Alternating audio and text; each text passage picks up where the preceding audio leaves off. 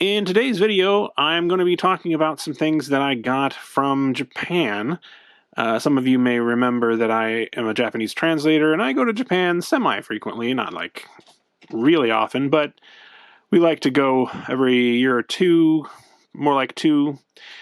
Unfortunately, we had a trip all planned for earlier in this year, but for reasons which should be obvious, we had to cancel it. Luckily, we didn't lose any money or anything on it. We got a full refund on our plane tickets and everything, but it was pretty disappointing for various reasons.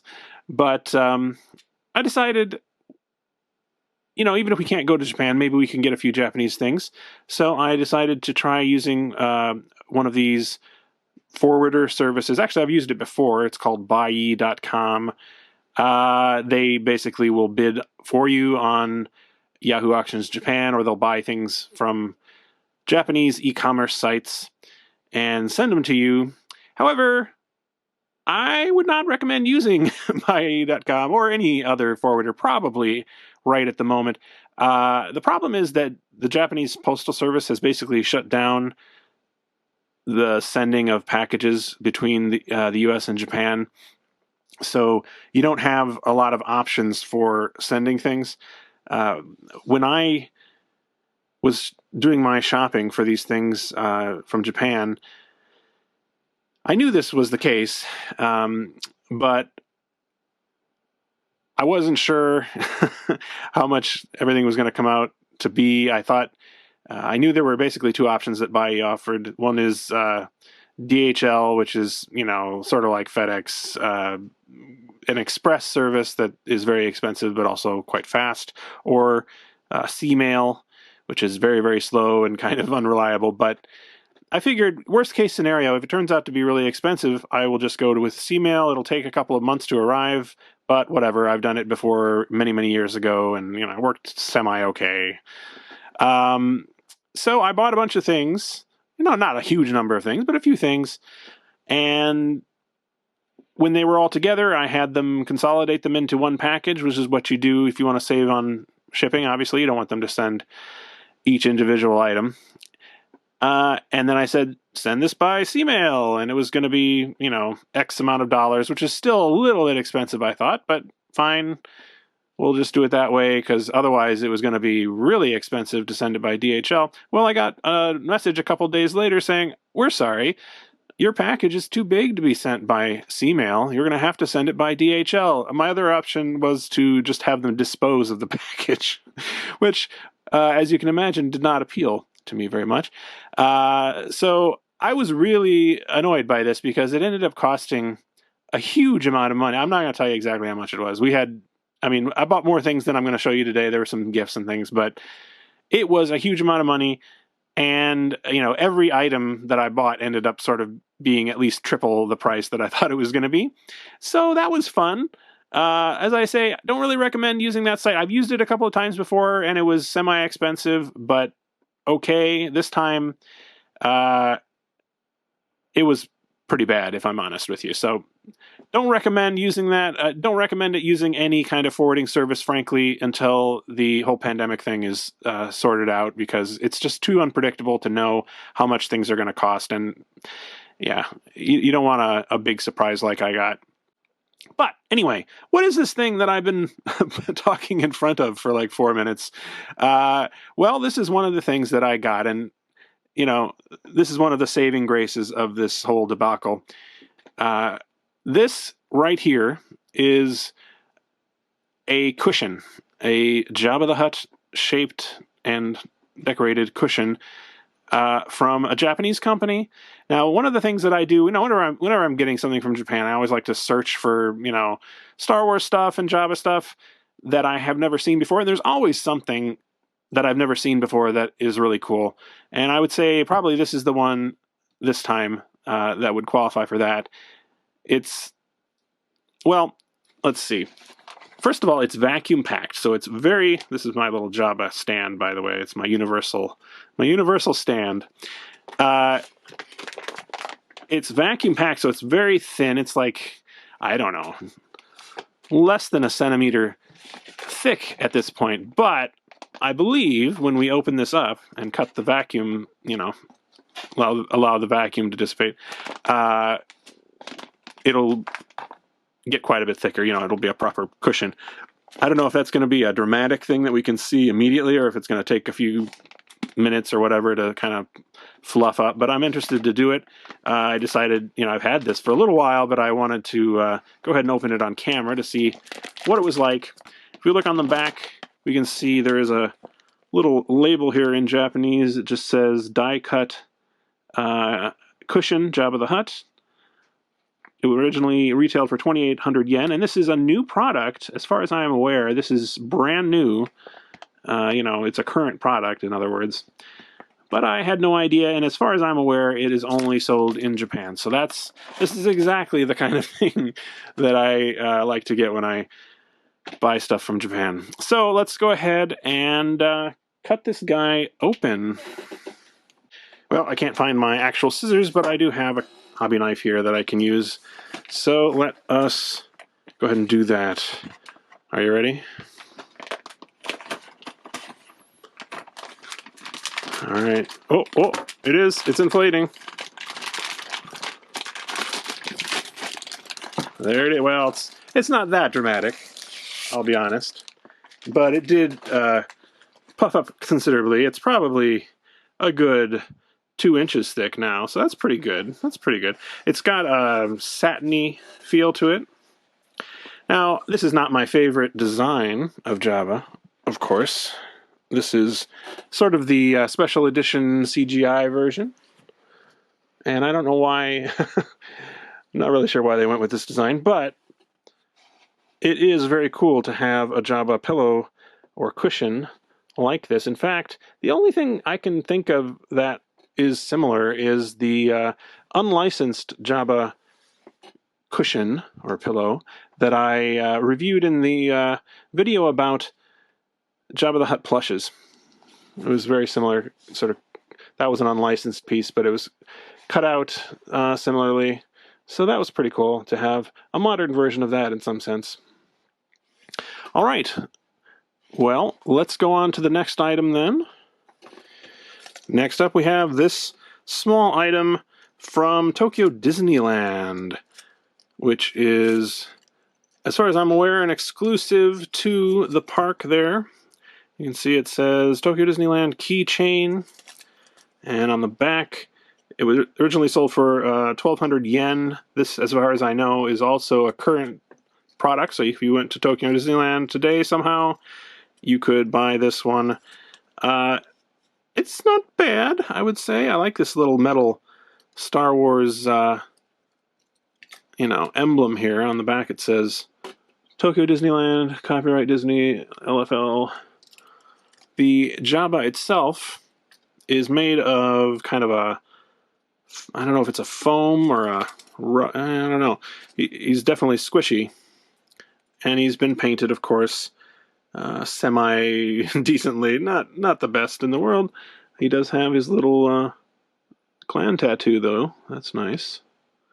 But, you know, regardless of what the actual piece is like, it's always exciting to be able to get a unique sculpt like this into the collection, and you know, something that is maybe a little bit hard to get for a lot of people, myself included. So I'm excited to add this one as well.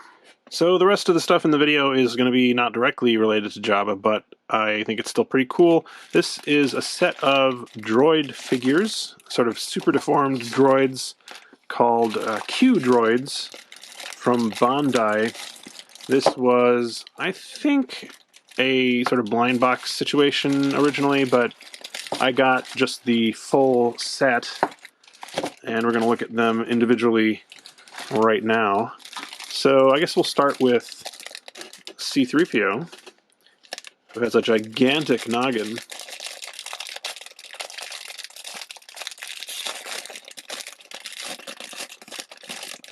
So these are, as I said, kind of super deformed type figures. So we've got a giant head and then a tiny body, almost very reminiscent, actually, now that I think about it, of the Funko Pop figures in a lot of ways. There we go. I really do like the finish on this, though. The gold is really well done, surprisingly. Now, what's wrong with his face here? his eyes... Huh, it's kind of like spring-loaded in here? What's going on here? Let's see. I didn't actually look into the details of these figures very much. He is articulated on the arms. But what is going on with his head? Huh. Yeah, it's a little strange. I'm not sure if I feel like maybe some of these are supposed to light up, but I'm not sure. Well, let's set this aside for now. Hopefully he'll stand up. Yes, he will. And we'll go ahead and do what is this? K3PO. It is K3PO. I totally knew that. Basically, just the white version of C-3PO from Hoth. Now, this one, you can see his waist is articulated. It must be the same here. I just didn't notice it. Yeah, look at that. So that's pretty cool.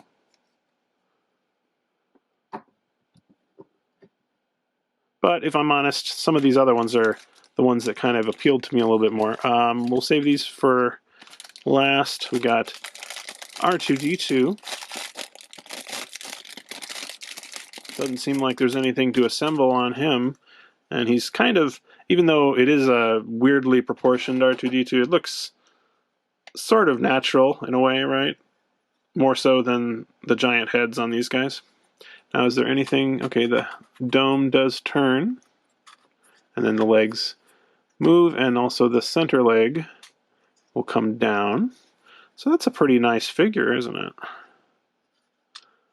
Yeah.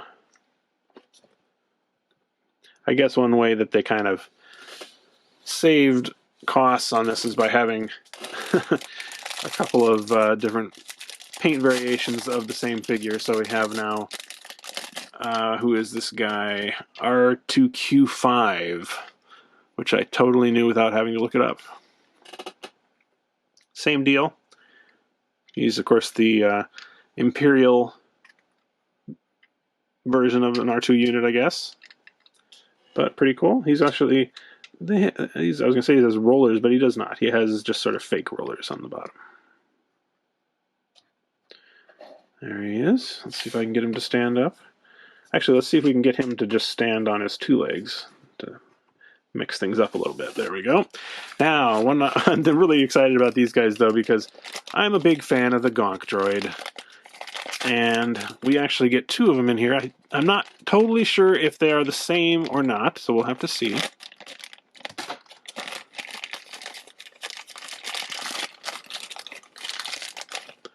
There we have the main body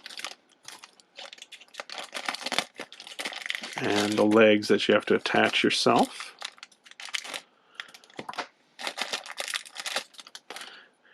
I've always loved the Gonk droid. They're just so comical looking. Just kind of snaps in. I hope that's... I don't know if it matters which is which. Doesn't seem to.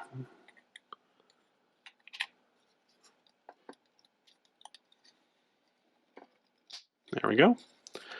Look at that. Now this one, I must say, does not seem really all that deformed or exaggerated in its proportions. I mean, this could basically just be a regular Gonk droid, but that's fine with me. Now let's see if this one is any different. This one's already made, isn't it? Well, that's interesting. Huh. So now I'm not sure if these, how these came originally. Maybe the one that I just opened is the way that they originally came in the box, and then this one is one that the company that was selling it, they have whole stores in Japan that sell this kind of item, and they tend to, they'll wrap them in plastic and put them up on the wall, and so you can pick out the ones that you want out of the blind box things. So it's possible that that is what this was, because it does look to be the same if I examine it. Still, can't have too many Gonks. So let's just line these up real quick. All these Q-droids. I am going to look into what the deal is with these weird springy eyes. I don't know what's going on there, because they both have the same. One moment.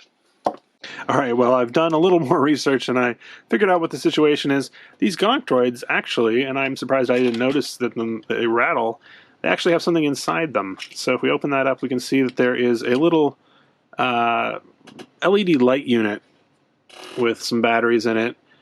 And if we take this little cover thing off, there's a switch where you can choose from red and yellow. And each of these guys, these four anyway, have something inside them, a little compartment where you can place the, oh, sorry about that, boy, where you can place the unit, turn it on, put it in there, and then replace the head, and you'll see that the transparent eye will light up. It'd be more obvious if I didn't have these lights on in here, but yeah, it's not too bad. It's a little bit clumsy, you know, as opposed to just having a button on the figure that you could hit, but it is kind of interesting that they have the gonk droid, the power droid, supplying the power to the other droids. I thought that was kind of clever. Although it does mean that the gonks themselves are maybe a little more plain than they otherwise would be. So let's go ahead. I mean, this guy is going to be just the same as R2-D2, so let's go ahead and look at C-3PO. So we can just take his head completely apart here, and he also has a little section where you can fix this. Let's see, I'm not sure which way it goes. Something like this, I think. There we are. He's got two little pegs that it'll fit on, and then we can replace the back of his head. Well, we'll have to turn it on first. Let's try, ooh, that is, what is that? That's the yellow. It's a little hard to see. Let me try and angle my lights away a little bit. Yeah, there we go. You can see that it lights up fairly decently, actually. And then if we choose the other setting, oh my god, he's turned evil. Run for your lives. Somebody's just asked him to translate the Sith language or whatever. Anyway, yeah, not bad. Let's see if we can get this out of here. All right. Not a bad little collection of figures. Let's see if we can get this guy to stand up. By the way, when I was looking this up, it seems as though mine don't come with the plastic stands that these originally were supposed to come with. These would have been, as I say, well, I said blind box. Really, they're gachapon capsule figures, you know, with a capsule vending machine where you put in some money and you get... I've done things about it on the channel before where you get toys in the capsules and so forth. So I guess that's the idea. And probably, you know, the reason they have two gonks with two of these little thingies, which were originally wrapped in plastic, by the way, is that, you know, they want you to have a decent chance of getting the light up unit, I suppose. All right, let's move on to the next item. So the next items I'm going to show you, these and also the ones after them, are going to be Darth Vader related, actually. I have shown a while back on the channel a Japanese-inspired Darth Vader figure, and these are kind of along the same lines, I think. These are originally would have been sort of arcade prizes that you would get from a crane game or a UFO catcher type thing. In fact, it says Crane King right on it. I don't know if you've ever been to an arcade where they have this kind of thing. They aren't that common in the US, although there are a few places like Round One where you can do similar games. But, you know, you can just do all sorts of different kind of so-called crane games. They're not all cranes, literally, but they have some kind of mechanical thing that will try and knock the prize off of a ledge, and then if you do that, you get the prize. It can be fun. It can also be a, you know, kind of a money sink too if you're not very good at it. But This is the kind of thing that would have been, and still is, I think, these are still current, would have been available in those machines. So let's go ahead and take a look at these. One on the left here is, it says, Star Wars Darth Vader Gallery, Kurobushi, I think is what it says down here, Black Warrior. And that's what that says as well. So that's kind of interesting. Definitely a bit of a Japanese-inspired look, I think. And the same can be said over here. This one says, oh, they're both Darth Vader Gallery, as you can tell. Darth Vader Gallery, Kabuki. I don't know why it says Kabuki instead of Kabuki, or, Kabuki. Normally we would pronounce these characters Kabuki. But in any case, it's kind of a, Kabuki theater inspired pose, very exaggerated pose on him. So I'm interested to see. I've never seen what these actually look like in hand. So let's go ahead and open these guys up. Hope I don't open myself up in the process.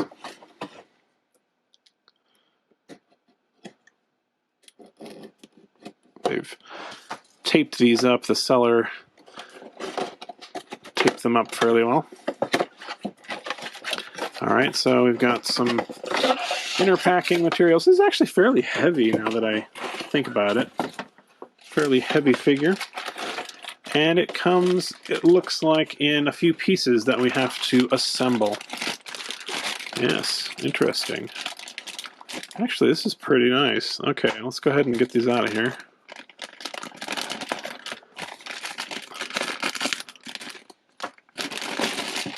So you got his cape, and okay, yeah, and we got Darth Vader in a completely normal and not at all hilarious pose. Then he's got what looks to be a stand of some kind. I'm not really sure what this is for, though. Does he need a stand? And then also, oh, I see. He's got, I gotcha. This is like a stand, I imagine, for his cape. This is a clear plastic section that goes into that little stand area. And of course, he's got his lightsaber. It seems a little bit bent, but I'm not sure. Maybe that's intentional to make it look like a, I don't know. I guess it is. I have to look on the box again. I don't think it's intended to be bent, but we'll come back to that. So if we attach the cape to his shoulders, thusly, oh look, his head comes off. Oh, interesting. So I guess we'll probably have to take that off to get this on here.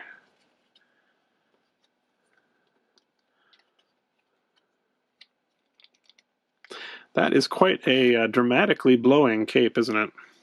That's pretty cool. And there we go. If I can fit his head on there somehow. This is a little tricky. Doesn't quite want to slot in there. There we go. Yeah. Look at that. His neck seemed kind of too long without the cape, but it looks all right with it. Now, how does this saber work? We just sort of insert it here. And goes through both of his hands, one would assume. Yeah, I don't think that's supposed to be bent.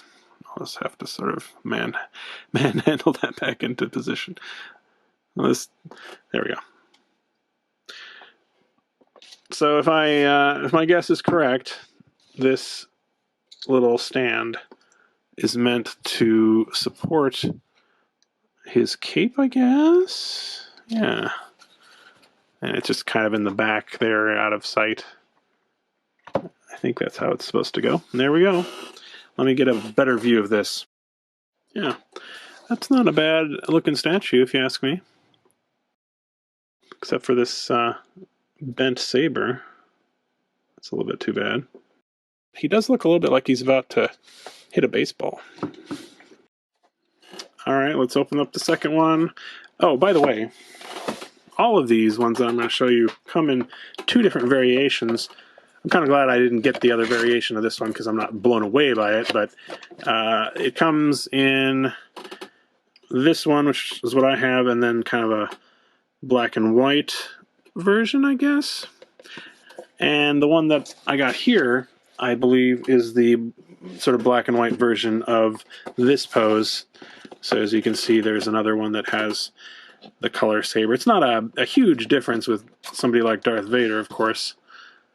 You know what? Before I open this up, let me show you the rest of this box, because that looks pretty cool. Now, I don't claim to read Arabesh, but I'm pretty sure this says Darth Vader on it. It's the right number of letters, and I recognize a couple of them, so yeah.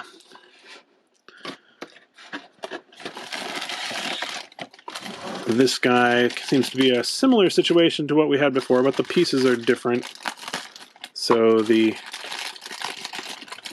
cape is sort of part of the upper body here. Ooh, look at those eyes. And then the lower body is its own piece. And I guess we have the saber as well. This one looks like it's maybe not bent.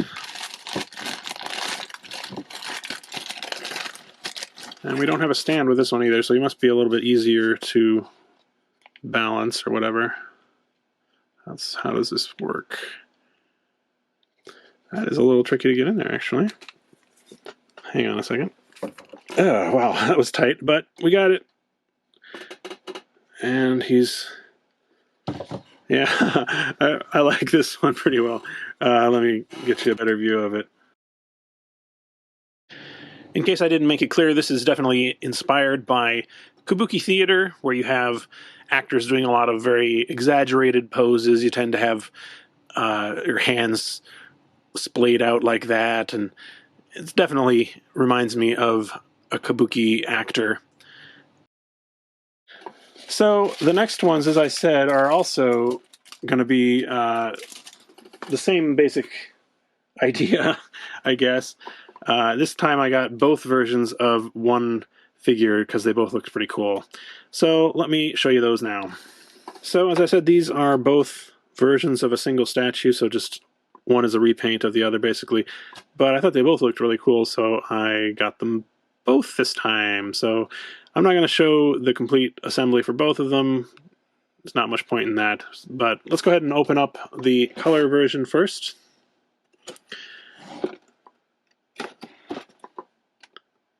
On the back, it just shows you both of the versions. So, like that. Whichever one is actually in the box is bigger. And this one is a little tricky to get open, actually. I don't even think I'm going to be keeping these boxes necessarily, but I don't like ripping them open. All right. Same deal as before, more or less. We've got all these different pieces that need to be assembled. And yeah, it looks like we have Vader with his cape as one piece as before.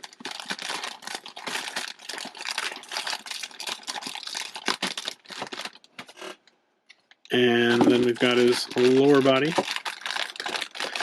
Now, let me tilt you so I can show you what I'm actually talking about.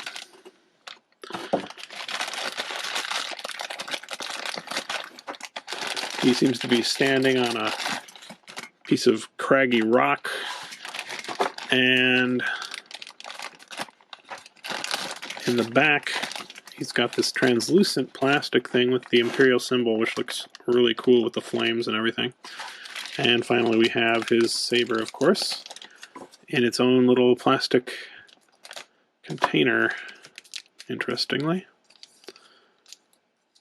Let's get that out of there. Alright, so hopefully this will not be too difficult to assemble. Yeah, this is a lot easier to do than that last one. I like the way he looks with just these pegs. I have to get these lined up properly. It's a little tricky.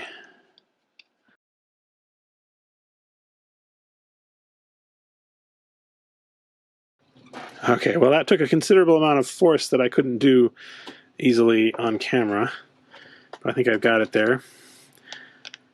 And that goes there, and then I suppose this just sort of attaches to his back, which is a little bit less elegant than I had envisioned, if I'm honest. But still, it looks pretty cool. And we got his lightsaber as well. I'm pretty sure this is inspired by the Buddhist god Acala, or Fudo Myo in Japanese, who is usually depicted in statues and other artwork as having a sword in a very similar position to what we see here, as well as flames coming up behind him. So it's definitely very reminiscent of that. So let's go ahead and open up the gold version as well. I'm not going to show that, but we'll see what it looks like right now. Alright, here we have both of them together. I said this one was gold, although it's really, I think, more of a almost an ivory effect if you look at some of these surfaces more closely. It's a little bit of a weird look, if I'm honest, although from a distance, I think it looks kind of cool. Look at that. Probably still would go with the regular one on this, personally, just because the red in the background really is what sells it for me. That was also pretty hard to put together. I still have an impression on my hand where I was trying to fit his legs into that stony outcropping there. But anyway, these are, you know, reasonably good statues for what they are, you know, for the price point. And these were only like $10 or something like that. Less than that. Less than $10. If you don't include the insanely high shipping. But, you know, if you were to win something like this in an arcade for playing the crane game, I would think you'd be pretty happy with that. It's definitely a nicer prize than, you know, I'm used to getting in American. Oh my God, his head came off. In American crane games, you usually get some kind of terrible quality plush or something like that. All right, get them all together for the final shot here. All the Vaders. Pretty cool. I'd like to thank my Patreon supporters, including these Palace VIPs, and especially Angelica Brady, for helping me bring videos like this to you. If you'd like to also support me on Patreon, you can click the link in the video description.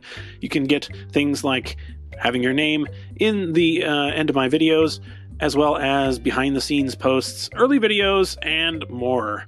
Thank you very much for watching.